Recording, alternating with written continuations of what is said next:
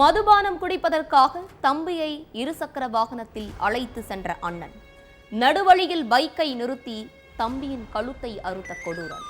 இரத்த வெள்ளத்தில் உயிருக்கு போராடி கொண்டிருந்த தம்பியின் முன்பு நின்று ஆக்ரோஷமாக நடனமாடிய பயங்கரம். தம்பியை கொன்றுவிட்டு வீட்டிற்கு சென்று பழைய சாதம் சாப்பிட்ட அண்ணன். நடுங்க வைத்த கொடூர சம்பவத்தின் பின்னணி என்ன?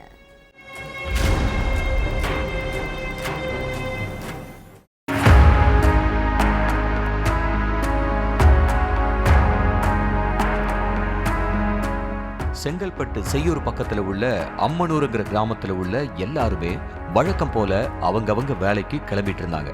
அப்ப அந்த கிராமத்துல உள்ள ஒரு வீட்டுல உள்ளவங்க மட்டும் ரொம்ப பதற்றமாவும் சோகத்தோடவும் இருந்திருக்காங்க. ஏன்னா பெட்ரூம்ல தூங்கிக்கிட்டு இருந்த 27 வயசு மகன் சுபாஷை காணோம். போனும் ஸ்விட்ச் ஆஃப். ஏகப்பட்ட இடங்களை தேடி பார்த்தோம், கிடைக்கல. இதுக்கு மேல பொறுமையா இருந்தா சரி வராதுன்னு பெத்தவங்க போலீஸ் ஸ்டேஷன்ல போய் மகனை காணோம்னு கம்ப்ளைண்ட் பண்ணாங்க. காவலர்களும் சுபாஷோட போட்டோவை வச்சு தேடுதல் வேட்டையில இறங்கினாங்க. ஆனா சுபாஷ் எங்க போனாருங்கிறத பத்தி எந்த தகவலும் கிடைக்கல. அந்த நேரத்துல போலீஸ்காரங்களுக்கு ஒரு போன் கால் வருது. அம்மனூர் செய்யூர் ரோட்ல இளைஞர் ஒருத்தர் கழுத்து அறுக்கப்பட்டு மிகவும் கொடூரமான முறையில உயிரிழந்து கிடக்கிறதா அந்த வழியா போனவங்க சொல்லியிருக்காங்க.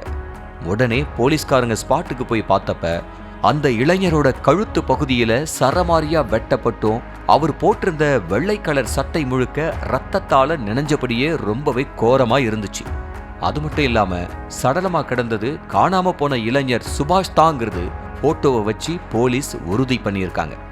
விஷயம் தெரிஞ்சு பதறி அடிச்சுக்கிட்டு ஓடி வந்த சுபாஷோட பெற்றோர் மகன் ரத்த வெள்ளத்துல இருந்ததை பார்த்து துடிதுடிச்சு போயிட்டாங்க.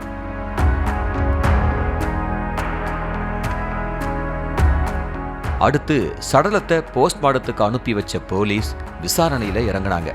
வீட்டில இருந்த சுபாஷ் இந்த இடத்துக்கு எப்படி வந்தாரு, அவரை யாரு இப்படி பண்ணதுன்னு கண்டுபிடிக்க போலீஸ் புலன் விசாரணையில இறங்கியிருக்காங்க. அதோட சடலம் கடந்த இடத்துல தடயவியல் நிபுணர்களையும் மோப்ப நாயையும் வர வச்சு சோதனையில ஈடுபட்டாங்க. அப்போ சுபாஷ் சடலமா கிடந்த இடத்திலிருந்து 1 கிலோமீட்டர் தூரத்துல உள்ள ஒரு இடத்துக்கு மோப்ப நாய் 3 தடவை ஓடி ஓடி போயிட்டு வந்திருக்கு. அதை கவனிச்ச போலீஸ்காரங்க அந்த இடத்துல தீவிரமா சோதனையில ஈடுபட்டப்ப மஞ்சப்பொடி பூசப்பட்ட பெரிய கல்லுக்கு முன்னாடி காய்கறி கட் பண்ற கத்தியும் சுபாஷ் போட்டிருந்த சட்டையோட துண்டு துணியும் இருந்திருக்கு.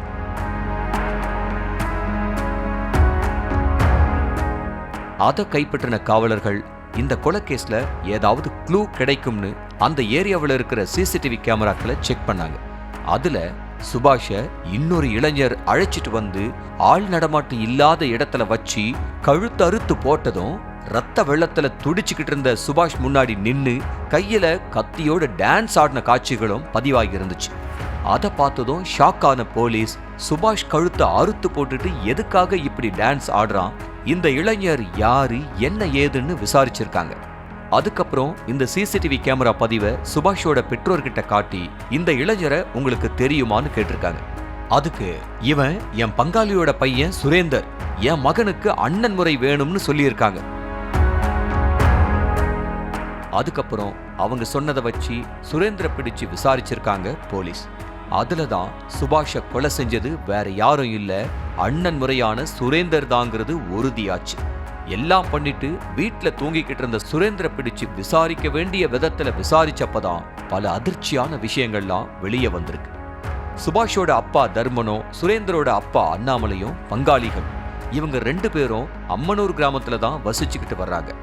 சுபாஷும் சுரேந்தரும் மரக்காணம் EB ஆபீஸ்ல ஒப்பந்த அடிப்படையில வேலை பார்த்துட்டு இருந்திருக்காங்க. வேலைக்கு போகும்போதும் வேலையை முடிச்சுட்டு வீட்டுக்கு வரும்போதும் ஒன்னாவே தான் போயிட்டு வந்திருக்காங்க. இதுக்கு நடுவுல சுரேந்தரோட நடவடிக்கைகள்ல ஒரு வாரமா பல மாற்றம் தெரிஞ்சிருக்கு. அது வீட்டுல இருந்தவங்களுக்கு உறுத்தலாவே இருந்திருக்கு. திடீர்னு நடுராத்திரி எந்திரிச்சு குளிக்கிறதும் சாப்பாடே பார்த்ததில்லாத மாதிரி வெறித்தனமா சாப்பிடுறதுன்னு வித்தியாசமா பண்ணிட்டு இருந்திருக்காரு. பையன் இப்படியெல்லாம் இருக்க மாட்டானே, ஏன் பித்து பிடிச்ச மாதிரி இருக்கான்னு ஒண்ணுமே புரியாம குழப்பத்துல இருந்த பெற்றோர் கோயில், தர்கா, சர்ச்சின்னு பல இடங்களுக்கு அவனை அழைச்சிட்டு போயிருக்காங்க. அதுக்கப்புறம் சுரேந்தர் நார்மலா இருந்ததாவும் வீட்டுல உள்ளவங்க கிட்ட சகஜமா பேசினதாவும் சொல்லப்படுது. சம்பவத்தன்னைக்கு நைட்டு 11 மணிக்கு தன்னோட ஃப்ரெண்ட்ஸுக்கெல்லாம் ஃபோன் பண்ணி குடிக்க போகலாம்னு கூப்பிட்டுருக்கான் சுரேந்தர். அவங்க யாரும் நான் வரலன்னு சொல்லியிருக்காங்க. அதுக்கப்புறம் பக்கத்து வீட்டுல இருந்த தன்னோட தம்பி சுபாஷுக்கு ஃபோன் பண்ணி மனசு ஒரு மாதிரியா இருக்கு, மது குடிக்க போகலாம் வாடான்னு சொல்லி கூப்பிட்டானாம். சுபாஷும் அண்ணன் தானே கூப்பிடுறாருன்னு சொல்லி கூடவே போயிருக்காரு. வீட்ல இருந்து பைக்ல கிளம்பி போன 2 பேரும் நல்லா பேசிட்டே தான் போயிருக்காங்க. அம்மனூர் செய்யூர் ரோட்டுக்கிட்ட போனதும் பைக்கை ஸ்டாப் பண்ண சுரேந்தர் பாக்கெட்ல வச்சிருந்த கத்தியை எடுத்து என்ன ஏதுன்னு புரியாம நின்னுக்கிட்டு இருந்த சுபாஷை கீழே தள்ளி கழுத்தை சரமாரியா வெட்டியிருக்கான். அதுல சுபாஷ் சம்பவ இடத்திலேயே துடிச்சு உயிரிழந்துட்டாரு. சுபாஷை வெட்டின கத்தியையும் அவர் போட்டிருந்த ட்ரெஸ்ல இருந்த கொஞ்சம் துணியை கட் பண்ணி எடுத்துக்கிட்டு கொஞ்சம் தள்ளி இருக்கிற இடத்துக்கு போய் அங்கிருந்த பெரிய கல்லு மேல மஞ்சளை பூசிக்கிட்டு கத்தியையும் துணியையும் வச்சு சாமியை கும்பிட்டுட்டு அங்கிருந்து நேரா வீட்டுக்கு கிளம்பி போயிருக்கான் சுரேந்தர். அதுக்கப்புறம் வீட்டுல குளிச்சுட்டு கிச்சன்ல இருந்த பழைய சாதத்தை நடு வீட்டுல வச்சு முனி படத்துல வர ராஜ்கிரண் சாப்பிடுற மாதிரி அள்ளி சாப்பிட்டுருக்கான்.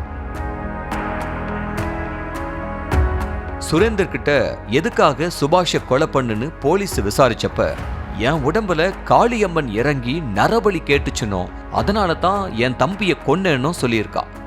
ஏதோ ஒரு காரணத்துக்காக சுபாஷை கொன்னுட்டு கேஸ்ல இருந்து தப்பிக்கிறதுக்காக சுரேந்தர் ஏதேதோ சொல்லி சமாளிக்கிறதா போலீஸ் சந்தேகப்படுறாங்க.